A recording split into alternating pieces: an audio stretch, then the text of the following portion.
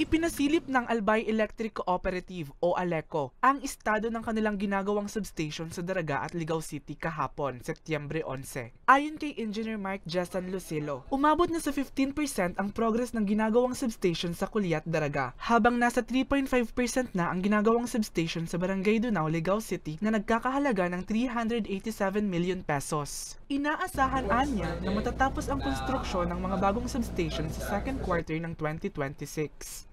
Based sa kontrata, ang dapat matapos maximum of 9 months, which is next year, May 2026.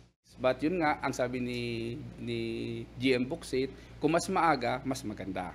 Maliban sa dalawang substations, patuloy din umano ang kanilang pag-upgrade ng ilang power lines sa lalawigan. Once na nangyari po itong mga pag-improve ng substation, pag-add ng ating mga substation, ang capacity ni ALECO ay magiging maganda.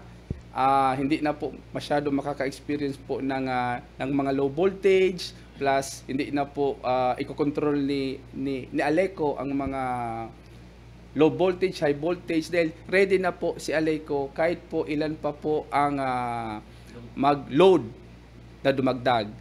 Layo ng ALECO na tiyaking tuloy-tuloy at maayos ang supply ng kuryente sa Albay. Para sa mga balitang tatak, Bicol, Mel Moral.